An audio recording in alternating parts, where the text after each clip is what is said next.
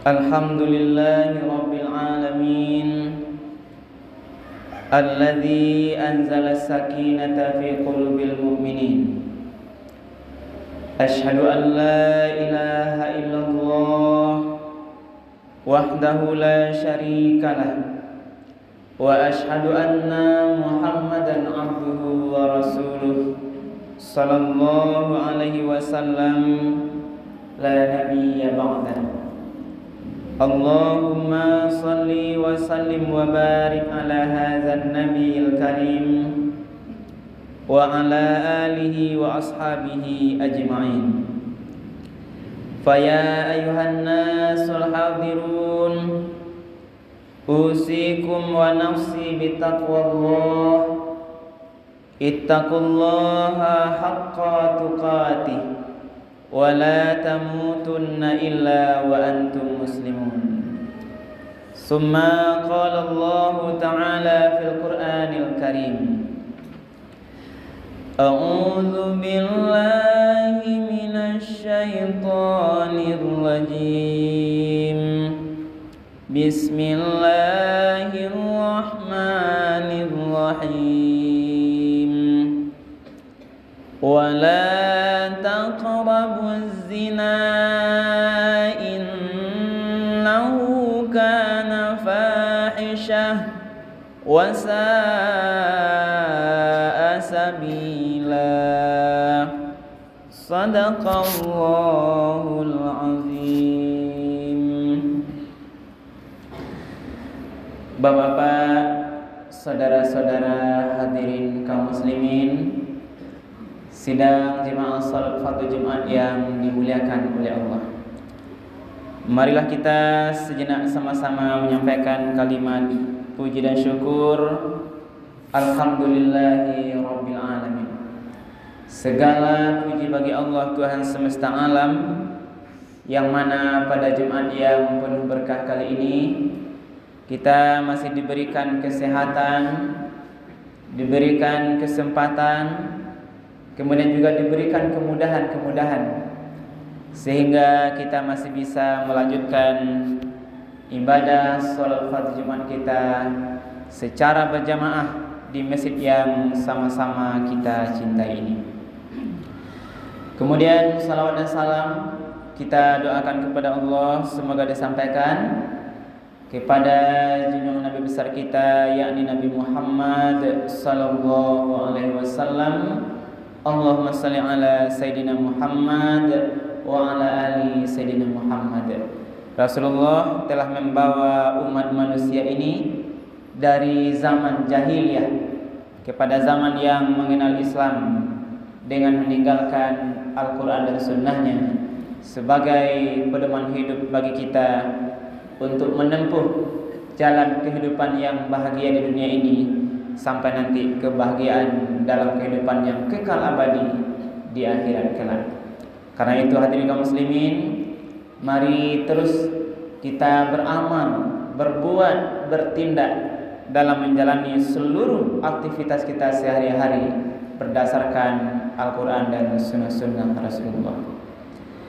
Hadirin kaum muslimin jemaah Jumat yang dimuliakan oleh Allah, pada khutbah kita yang singkat kali ini, khatib mengambil dasar khutbah kita Al-Quran surat Al-Isra ayat 32. Ayat ini hadirin kaum muslimin mungkin sering kita dengar, yaitu tentang larangan mendekati perzinahan.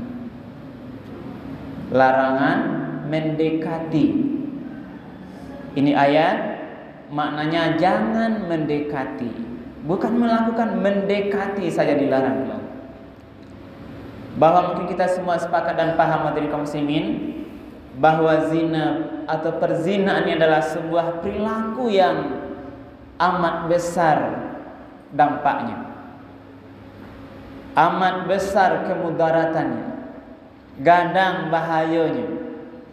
Tidak hanya bagi yang melakukannya, tapi juga bagi keluarga-keluarga yang melakukannya, juga mungkin bagi masyarakat, bahkan mungkin bagi institusi yang melakukan. Karena itulah Allah Subhanahu wa taala melarang satu perbuatan yang tercela ini. Hadirin kaum muslimin, mari kita hati-hati, jangan sampai terjebak, jangan sampai bermain-main dengan perbuatan-perbuatan yang mengarah kepada perzinahan ini. Mari kita lihat kembali hadirin kaum muslimin, Al-Qur'an surat Al-Isra ayat 32 ini. A'udzu billahi minasyaitonir rajim. Bismillahirrahmanirrahim. Wala taqrabuz zina. Dan janganlah kamu semuanya, taqrabu, janganlah kamu mendekati kepada perzinahan. Innahu kana fahisha. Sesungguhnya perbuatan zina itu adalah perbuatan yang amat keji. Wa sa'a sabila. Dan itulah seburuk-buruk jalan perbuatan. Jadi zinanya keji, jangan dekati, dan dia keji, dia adalah jalan yang terburuk. Sehingga hadis Rasul menyatakan dalam sebuah hadis, tidak ada perbuatan yang paling besar dosanya selain mempersekutukan Allah daripada air mani seorang laki-laki yang ditumpahkan ke dalam rahim seorang wanita yang tidak halal baginya. Tidak ada dosa lain yang paling besar dosa daripada mempersekutukan Allah selain daripada perzinahan ini. Hadirin kaum. Tadi yang menyampaikan wala taqrabu, jangan dekati. Berarti jangan ditempuh jalan, semua jalan yang nanti ujungnya kepada perzinahan. Jalannya aja dibatasi oleh Allah. Ilmunya kaum muslimin. Coba kita lirik sebentar hati kaum muslimin, peristiwa-peristiwa besar yang terjadi baik semenjak zaman kenabian sampai hari ini. Akibat perzinahan ini, betapa murka Allah turun, azab Allah turun. Kalau zaman Nabi, sebelumnya Nabi, perzinahan tidak hanya laki-laki dan perempuan, tapi berzina sesama jenis. Yang fakta ini juga tidak menutup kemungkinan terjadi hari ini, hadirin kaum muslimin. Mungkin tidak kita atau orang lain, tetangga kita atau mungkin orang yang kita kenal. Inilah LGBT yang membahayakan, mengancam umat, hadirin, mengancam generasi kita. Suka sesama jenis, ini kan sudah tidak normal lagi. Laki-laki suka sama laki-laki, perempuan suka sama perempuan, itulah lesbian. Kalau laki-laki yang homo itu namanya liwat. Lesbian, sihab, ini yang dikutuk sejak zaman Nabi Lut. Sekarang kita melihat betapa banyak ini, fakta ini sudah tidak jadi rahasia lagi, hadirin kaum muslimin. Sudah berani menyampaikan ada grup-grup, ada kelompok-kelompok lesbian, kelompok homoseksual. Karena itulah perlu kita mencoba mengulang, mengkaji, hadirin kaum muslimin, ayat Allah Subhanahu wa taala. Di samping itu, yang terjadi hari ini, banyak orang-orang yang melakukan karena perzinahan ini terbongkar rahasia aibnya, tidak dipilih lagi. Orang yang awalnya punya jabatan tinggi, berpangkat tinggi, terbongkar zinanya, hancur jabatannya. Dimuliakan awalnya, disanjung-sanjung. Siapa semula tidak kita sampaikan orangnya, apa jabatannya, lalu dibongkar oleh Allah karena biasa melakukan zina, diketahui, sehingga runtuh pangkat jabatannya. Tidak hanya dia, hadirin kaum muslimin, runtuh, malu keluarganya, anak-anak malu ke sekolah karena ketahuan ayah ibunya berzina dan sebagainya. Makanya Allah Subhanahu wa taala melarang, pasti ada mudaratnya hadirin. Terutama yang jelas kalau perzinahan terjadi bagi pasangan yang belum suami istri, ini nanti akan melahirkan anak-anak yang tidak punya nasab pada ayahnya. Dalam kajian agama sekarang tidak 1-2 lagi pernikahan karena perzinahan. Kami sendiri yang mengalami karena penghulu di KUA. Tidak 1-2. Belum menikah lagi sudah hamil. Kalau biasanya kita mendengar melihat Pak penghulu, Pak KUA menerima pendaftaran nikah dari orang tua senyum gembira ceria, tapi ini pendaftaran nikahnya menangis. Ini ibu kok menangis pendaftaran nikah? Itulah Pak KUA, anak wak lata longsong, berderai air mata. Berarti orang tua tidak ingin anaknya menikah, terpaksa nikah karena sudah hamil. Nanti akan lahir anak-anak yang tidak punya nasab ayah. Hadirin, inilah yang dijaga oleh Islam. Inilah yang dijaga. Kenapa Allah larangkan zina, syariat melarangkan zina. Ini untuk menjaga agar nasab seseorang itu terjaga. 5 hal pokok yang dijaga, ad-daruratul khams dalam kajian syariat. Yang pertama, agama wajib dijaga. Inilah syariat, perlunya jihad menegakkan agama Islam, perlunya salat, zakat, ini menegakkan agama. Salat ini menegakkan agama Islam ini. Maka jelas bahasa hadis, as-salatu imaduddin. Salat itu tiang agama. Faman aqamaha faqad aqamaddin wa man taraka faqad hadamaddin. Siapa yang mendirikan salat dengan sempurna, dia menegakkan agama. Wa man taraka, siapa yang tidak salat sempurna, dia sendiri yang meruntuhkan agama. Ini hadis sahih itu. Berarti kalau ada orang tidak subuh, tidak ada zuhur, hanya Jumat, berarti dia lalai, termasuk dalam bahasa ini, dia sendiri yang meruntuhkan agamanya karena tidak menegakkan salat itu. Ini dalam konsep kajian kita menjaga agama kita. Yang kedua, menjaga akal. Akal dalam konsep Islam harus dijaga. Tidak boleh minuman keras, tidak boleh mengkonsumsi semua makanan yang merusak akal. Karena akal inilah yang membedakan kemuliaan kita manusia dengan makhluk Allah lain, hayawan.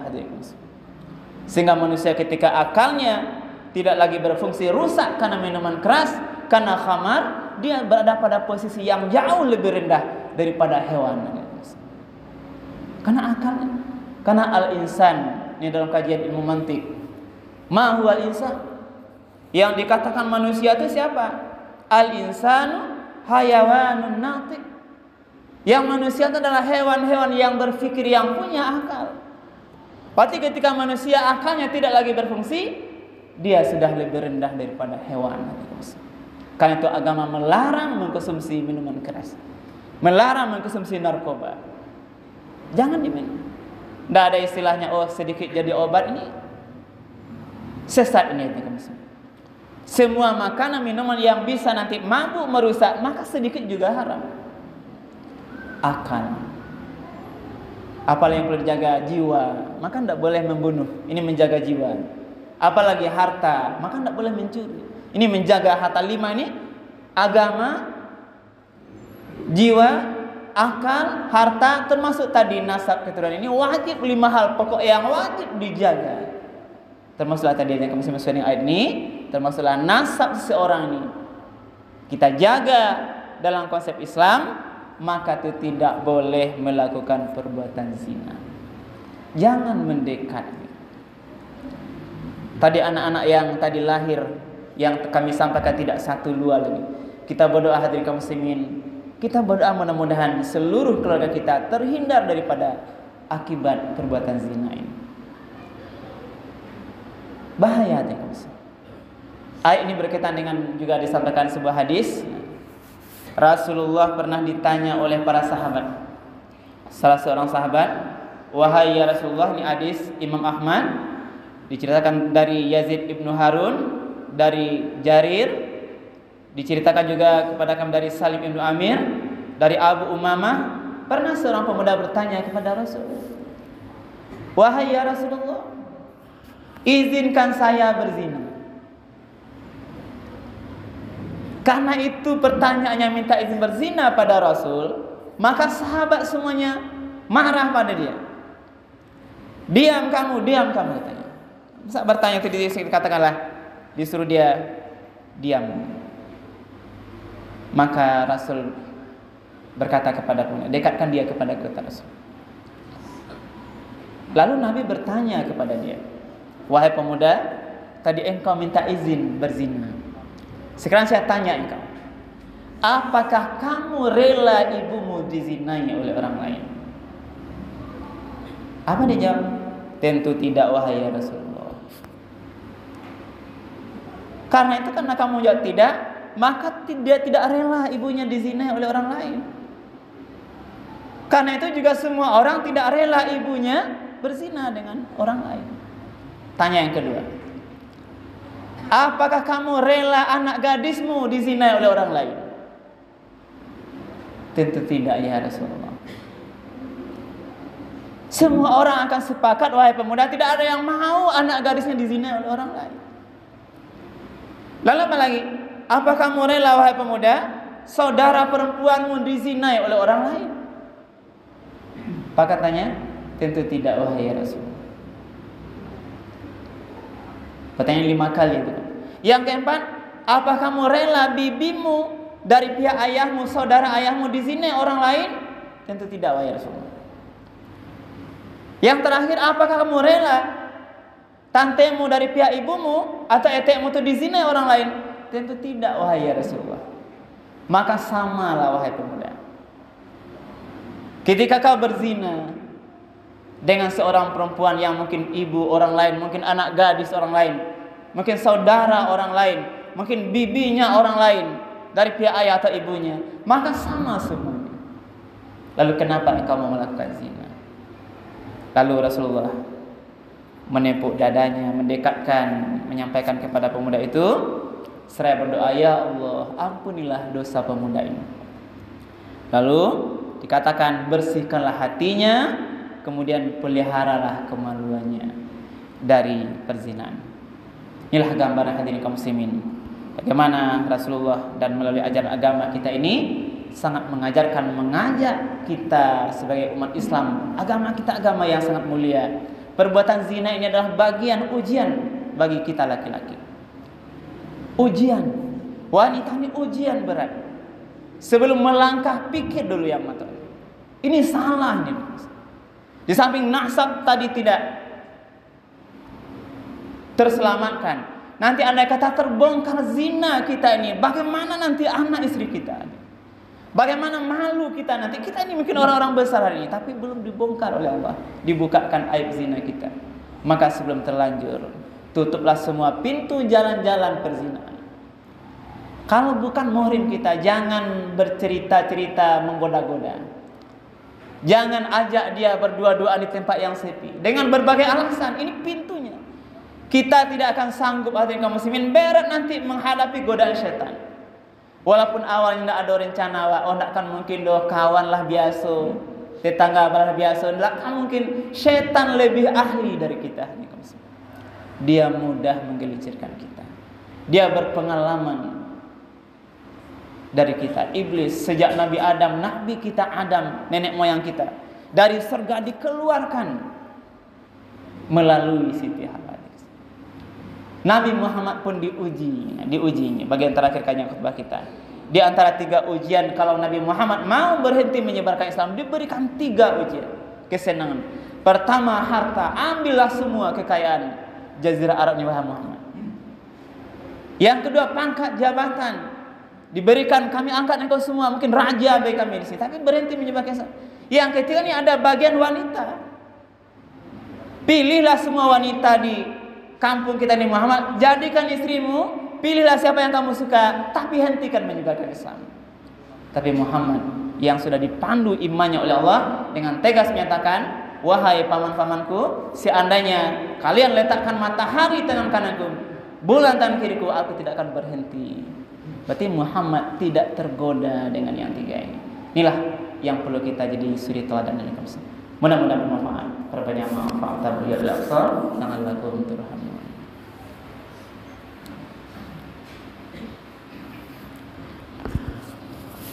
Alhamdulillah rabbil alamin alladzi hadana li hadza wa ma kunna nahtadiya laula an Allah.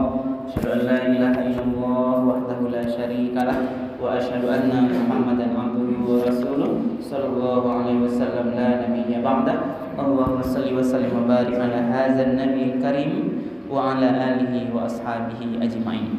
Faya ayuhan nas wal hadirun usikum wa nafsi bi taqwallah ittaqullaha haqqa tuqatih wa la tamutunna illa wa antum muslimun.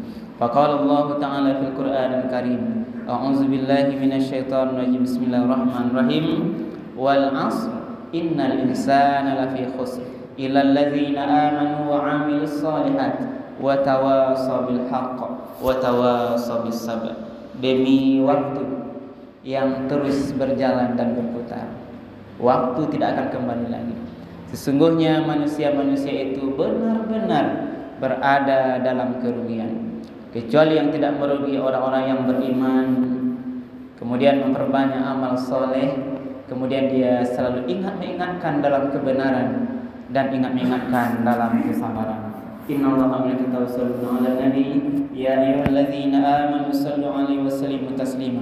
Allahumma shalli 'ala Muhammad wa 'ala ali Muhammad kama shallaita 'ala Ibrahim wa 'ala ali Ibrahim wa barik 'ala Muhammad wa 'ala ali Muhammad kama barakta 'ala Ibrahim wa 'ala ali Ibrahim fil alamin innaka Hamidum Majid. Allahumma fil mu'minina wal mu'minat wal muslimina wal muslimat al ahya'i minhum wal amwat. Allahumma fir lana dzunubana wa liwalidayna warhamhuma kama rabbawna shighara. Rabbana hab lana min azwajina wa dhurriyyatina qurrata a'yun waj'alna lil muttaqina imama. Allahumma arinal haqqa haqqan warzuqna ittiba'ah wa arinal batila batilan warzuqna ijtinabah. Rabbana atina fid dunya hasanah wa fil akhirati hasanah wa qina azabannar. Ibadallah, innallaha ya'muru bil ihsan wa itaa'il qurba wa yanha 'anil fahsya'i wal munkari wa lazikrullahi akbar. Aqimis shalah. Alhamdulillah.